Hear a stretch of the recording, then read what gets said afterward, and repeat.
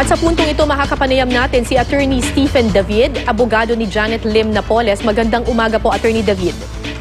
Hi, good morning, Cara. Good morning. Okay, sir. Correct me if I'm wrong, pero tinututulan niyo po itong pag-uutos ng korte na sinasabing kailangan by Friday ay maibiyahe at maibalik na sa Fort Santo Domingo itong si Janet Lim Napoles. Tama po ba yung nakalap naming impormasyon? Kasi nga, di ba nag-file kami ng motion for extension. Kaya lang nga, hapon ng hapon, dininay ni Judge Alameda yung aming request. Bakit po, ano po ang dahilan ninyo kung bakit gusto nyo pong manatili pa sa ospital ng Makati itong si Mrs. Napoles, gayong binigyan na siya ng clearance, ng medical clearance ng kanyang mga doktor? Binigyan siya discharge siya, di ba? Binigyan siya ng clearance kasi tapos na nga yung ano. Pero meron siya kailangang 1 month na within which kailangan siya ma-check up within once a week. Once a week yung kanyang check up. Sa katunayan nga, kagabi nandun yung kanyang attending physician at nakita nila talaga na meron siyang dugo, massive yung pagdugo ng kanyang sugat at fresh blood. Kasi pagka daw dapat yung maitim na daw yung dugo, sabi ng medical parlance nila. Pero kagabi ang nakita nila fresh blood, kaya nagwo-worry talaga yung mga doktor. Ang order kasi sa kanya is CBR, is complete bed rest. At kaya yun ang pangunahing reason. So pangunahing reason why kami nagpupumilit na ma-extend. Kasi usually, kung dinischarge siya, di ba, dapat uwi siya sa bahay. Di ba gano'n naman yun? Pag discharge, uwi ka sa bahay, complete bed rest, sa bahay ka magpatuloy ng paggaling. Pero kasi ang sitwasyon kasi sa kanya, hindi naman siya makakauwi ng bahay, di ba? So dadalhin siya sa detention. At doon, paano siya magkakaroon ng complete bed rest doon? Wala naman siyang kasama doon at hindi siya pwedeng magbuhat ng kung ano-ano mabibigat na bagay dahil nga may fresh. Kasi ang laki-laki ng sugat na yung hysterectomy niya, laki-laki ng operation, major operation yon. Pero I'm sure, sir.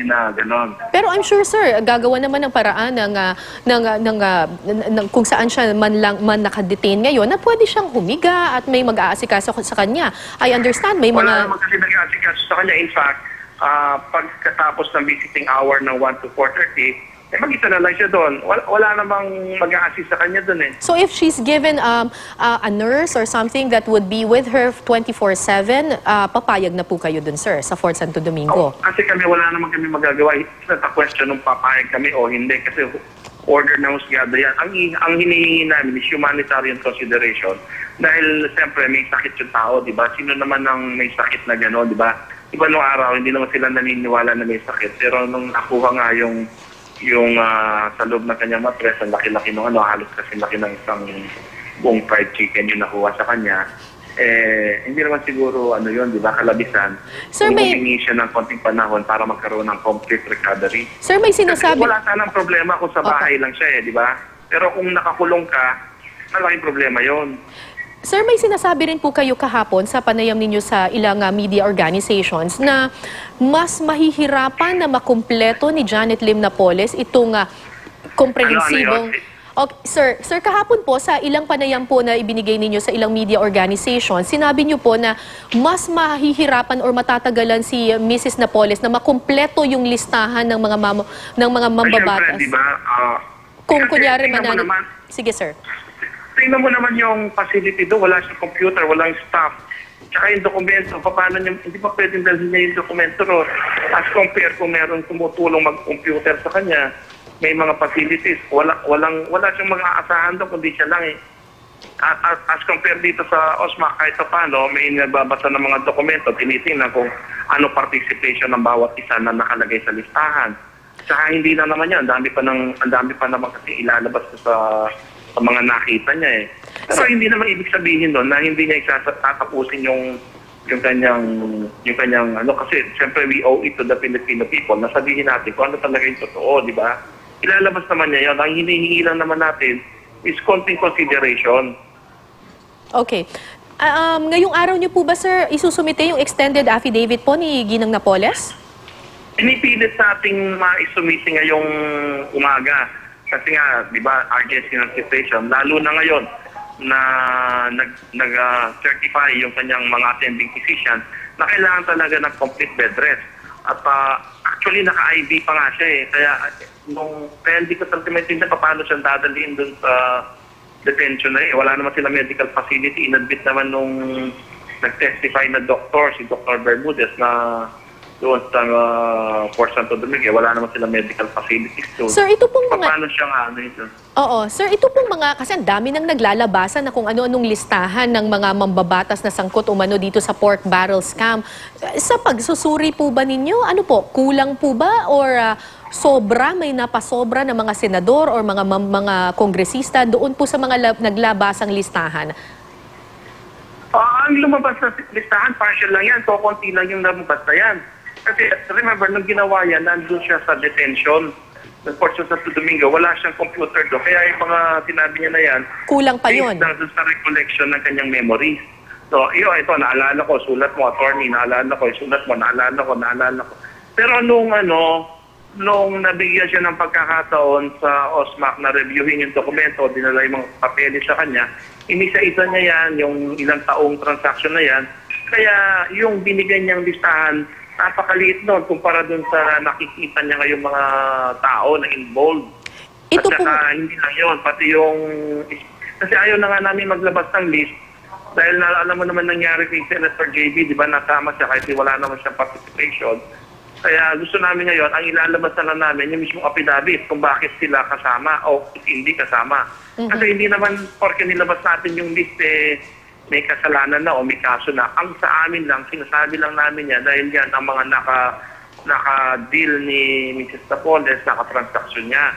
So nasa ombudsman naman yan o nasa Department of Justice kung kakasuhan nila yan. Basta tayo, sinasabi lang natin, itong taong to, tumanggap ng ganyan, ito yung papel na yan, ito yung gano'n. Ganun lang sinasabi natin. Sino ho yung mga senador? Yung list kasi napakahirap. Opo. Isa nagkakamali, madali kasing dagdagan, di ba? Madaling bawasan. Pag napunta na sa ibang kamay, nadadagdagan o kaya nababawasan, di ba? So, ang gagawin natin, affidavit na lang para mahirap dagdagan, di ba? O bawasan. Ito pong listahan na inilabas po ni Senator Panfilo Lacson, may nadagdag po ba dito or may nabawas dito na mga senador? Alam mo, Kara, honestly, hindi ko kasi napasa pa yung list na yun eh. Hindi ko sana kung makomprot mo sa akin, makikita ko yan kung may nadagdag o nabawas. Kasi hindi ko pa nakita talaga yung list na yan na galing kay Senator Lacson. Yung kay Ben Hurluy po, yung supposedly galing sa kanyang hard drive, sa tingin niyo po, ano po ba ito? May nadagdag or may nabawas na mga mambabatas at pati mga media? Maraming nadagdag eh. Maraming nadagdag. Una-una, hindi naman daw galing kay Ben Hur yun eh. Kasi definitely, nasasabi ko maraming nadagdag kasi masinsinan ng usapan namin ni Mrs. Napoles.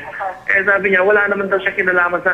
Di ba, inaamin naman ni Mr. Ben Hur na nag-take siya, nag-report siya ng mga dokumento.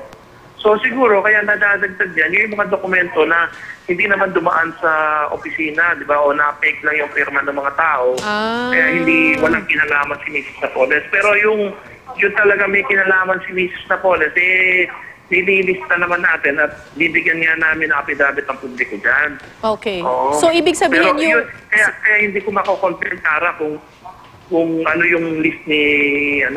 we have to understand, inadmit ni Ben Hur yan na maraming mga transaction din na hindi din alam ng mga kinauukulan, di ba?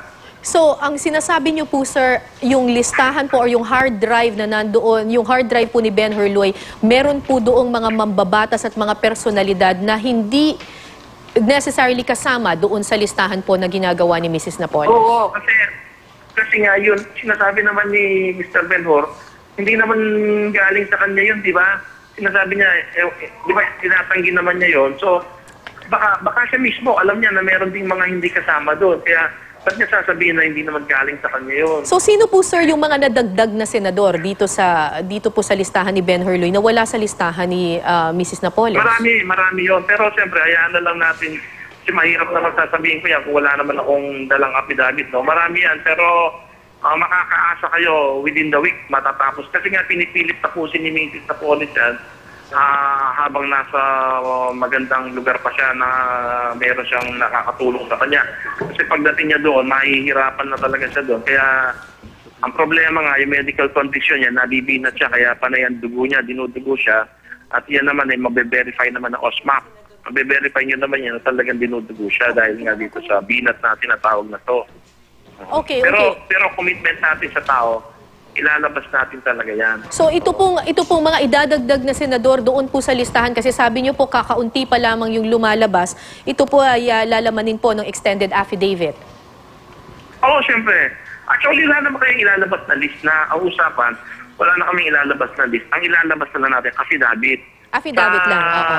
Oo, sa kagabi, andun kasi ako kagabi, no, alas 12, pasado na kami natapos mag-review ng mga papeles. Eh, nasa mahigit 18 na yata o 17, 18 na yung nandun. Kasi hindi ko naman binibilang eh.